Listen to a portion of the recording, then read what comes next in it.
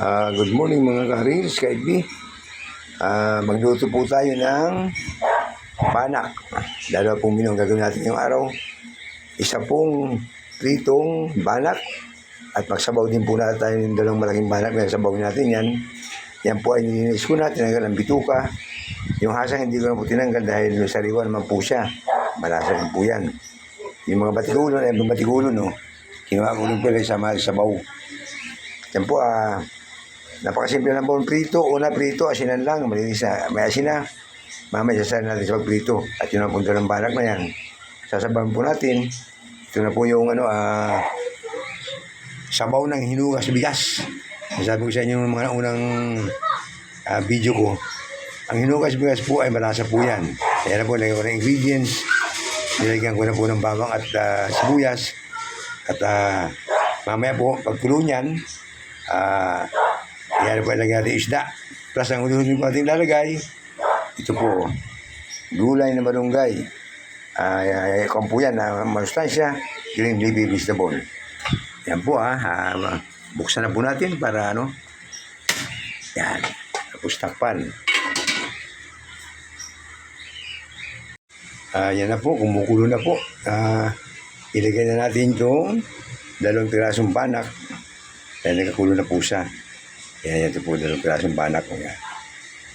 Ay sinabaw po. Tapos ay isabay natin yung yung tawag sa amin sa Quezon ay batikulon. Masarap po yan, baka itong batikulon na ito ng banak. Sasama po natin sa sa sabaw at kundin po yan. Yung batikulon po ng banak ay yung nasa bituka po yan. Yan po. Masarap din po yan.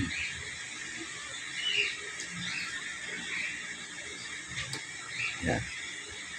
Tapos, lagyan na po natin ng asin. Huwag munang marami, mamatimplahan. Yan po asin.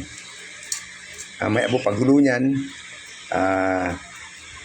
titimplahan na natin kasama ng Ajinomoto o bechin ang tawag sa Quezon. Takpan po ulit. At yan po ay mamaya po paggulo niyan ikuha natin na yung timpla. Yan na po. Luto na po ang ating sinigang sa kalamansi na banak. Ilagay na po natin ang malunggay na mga sustansya sa kalusugan. Po. Malunggay.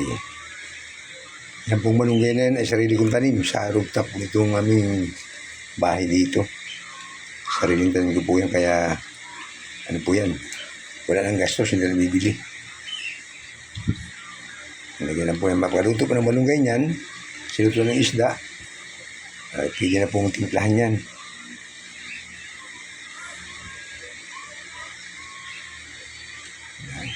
Ito. Pinoon daw ng malunggay ko. Madiliit kasi yung sa amin po sa Quezon.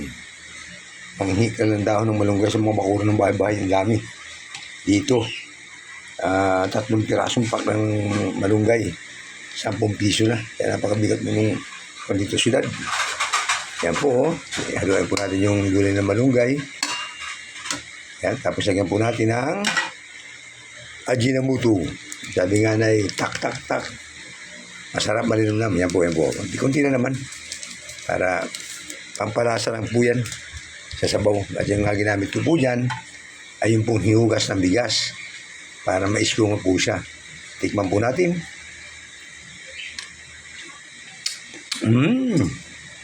Yummy na po. At para po mas sumarap siya, lagyan po natin ito. Ito po kalamansi. Pang-asim po siya.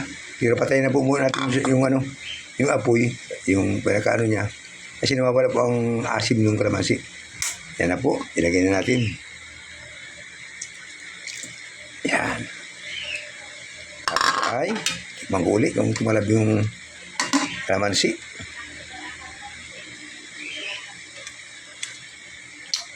Talab po. Ano po yan, kung gusto niyo matuto sa aking kaunting kaalaman sa pagluto na wala naman sa recipe, sundan lang po ninyo yung mga video na ginagawa ko. At paki-like and share na rin po sa Facebook. Pakisuportahan na rin po ninyo aking YouTube channel, Rick Vlog. Thank you po. At mamaya po, mapakita ko sa inyo yung prito naman po, tinanong ko sa pritong banak naman po, yan po. Iliprito ko po yan. Simple lang mo ang prito niya kasi linis sa isda, asin, prito na yun ah. Kabay po.